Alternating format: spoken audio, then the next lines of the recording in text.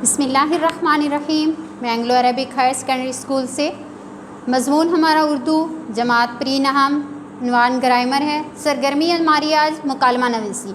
میں آج آپ کو بتاؤں گی کہ مکالمہ کیسے لکھتے ہیں، کس زبان کا لفظ ہے، اس کے معنی کیا ہیں، اصطلاحی معنی کیا ہیں اور لغوی معنی کیا ہیں اس کے۔ سب سے پہلے تو مکالمہ عربی زبان کا لفظ ہے جس کے معنی ہیں گفتگو، زبانی سوال و جواب، ہم کلامی، باہمی گفتگو، باہمی سوال و جواب وغیرہ۔ اس کے اصطلاحی معنی ہیں دو یا دو سے زیادہ افراد کے درمیان گفتگو کو مکالمہ کہتے ہیں۔ یہ گفتگو عام طور پر سوال و جواب کی صورت میں ہوتی ہے۔ ہمارے جو امتحانی پرچہ جاتے ہیں ان میں یہ عموماً 8 نمبر کا سوال ہوتا ہے یا 10 نمبر کا سوال آتا ہے۔ مکالمہ کی تیاری کے لیے کچھ ہدایات میں آپ کو بتاؤں گی۔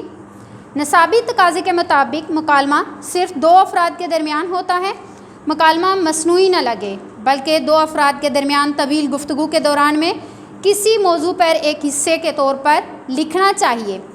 سوال میں دیے گئے موضوع پر بحث کے انداز میں لکھا جائے، اس لیے دونوں کردار متضاد سوچ رکھنے والے ہیں۔ متضاد کا مطلب کیا ہے؟ الٹ سوچ رکھنے والے ہوں، یعنی ان کی سوچ ڈیفرنٹ ہو، ایک دوسرے سے مختلف ہو۔ تاہم مکالمے کا انجام جسے ہر حال میں لکھنا چاہیے دونوں کرداروں کے اتفاق رائے اور مثبت کردار کی فتح یا پھر میانہ روی سے ہونا چاہیے، یعنی اس کا ہمیں کوئی نہ کوئی نتیجہ ضرور ملنا چاہیے جب آپ کی شروع میں متضاد الفاظ میں گفتگو ہو رہی ہو اور اینڈ میں آپ کا اس میں مثبت کردار میں عنصر آنا چاہیے، یعنی جواب آپ کا جو اینڈ ہو وہ آپ کا مثبت کردار میں ہونا چاہیے۔ مکالمے کا آغاز اور انجام دونوں فطری ہیں۔ آغاز اور اختتام پر منظرنامہ چھوٹی بریکٹ میں لکھنا چاہیے۔ اسی طرح مکالمے کے درمیان کیفیات خواہ مکالمے سے پہلے یا دوران مکالمہ ہوں بریکٹ میں ہی لکھنی چاہیے۔ بریکٹ سے مطلب کیا؟ یہاں کوسین، بریکٹ کو اردو میں کیا کہتے ہیں؟ کوسین کہتے ہیں، یعنی کوئی بھی چیز ہے جس کی آپ نے ڈیٹیل بیان کرنی ہو، تفصیل بیان کرنی ہو تو اس کو بریکٹ میں یعنی کوسین میں لکھتے ہیں۔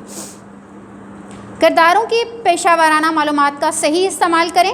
کرداروں کی گفتگو ان کی عمر، مرتبہ، جنس، تعلیم اور پیشے کے مطابق ہونی چاہیے۔